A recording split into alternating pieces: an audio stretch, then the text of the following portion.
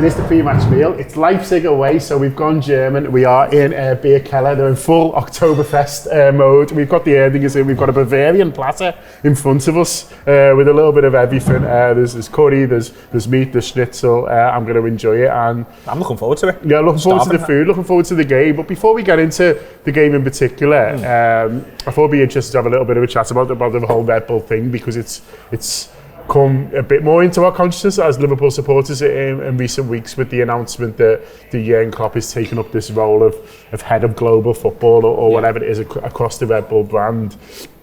It was probably, in a way, less of a surprise in England than it was in Germany, because he's talked up Red Bull quite a lot. Well, not necessarily the drink, but you know how they run football clubs, how they scout.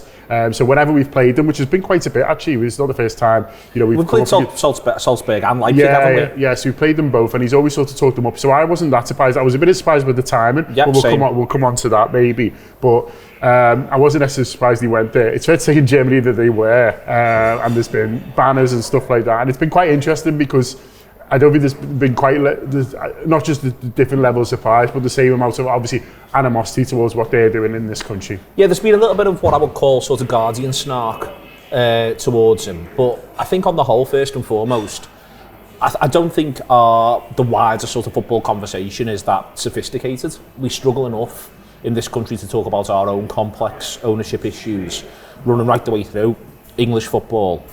You know, and going right the way through, let's be clear about this. I mean, there's something mad happening at Tranmere. There is, you know, mad stuff, and a lawyer who's worked for Trump. You know, there's mad things happening over there. And English football ownership issues are just that complex and that sort of left field, that the idea of, well, there's a company that's done these things. As I say, the conversation just is not that sophisticated.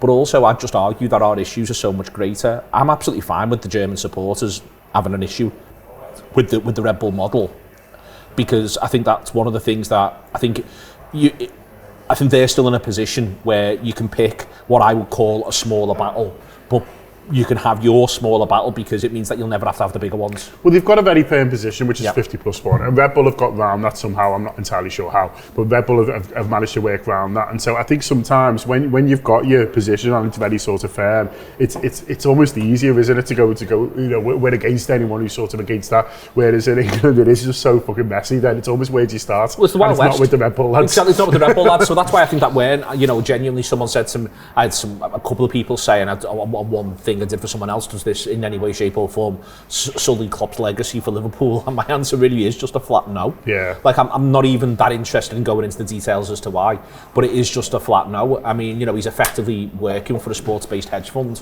when he works for Fenway Sports Group. And do I think that those people should own football clubs? My answer to that is actually sort of generally no.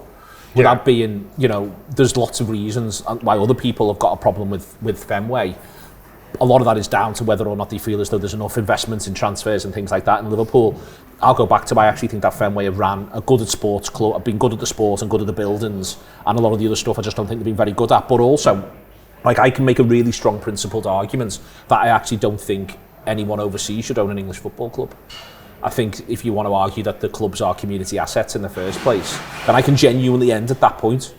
And I'm not saying, like, I've almost not done the thinking on it.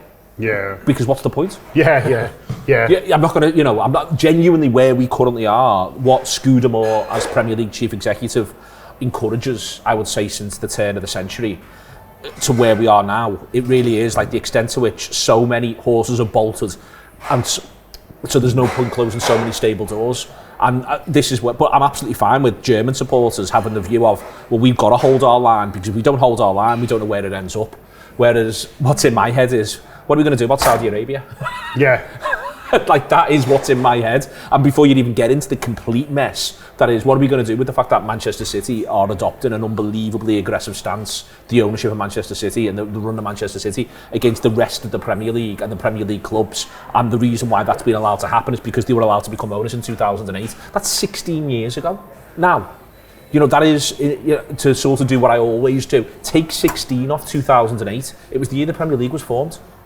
Fucking hell. You know, this is how long English football's been allowing these issues to bubble and to come together. So, as I say, the German supporters going, well, we feel as though just on the idea of Red Bull saying we're against that, I'm absolutely fine with them doing that. To personalise that on Jurgen, we'll always feel a bit defensive towards Jurgen, but I also feel a bit like, well, Jurgen's a big boy and he should understand these issues better than I do, because he is from Germany, he's been brought up in that football culture. Yeah. So, you know, let Jurgen go and do a couple of interviews where he's got to say, well, this is why I'm prepared to do this. Yeah, hold him to account for it, go on by all means.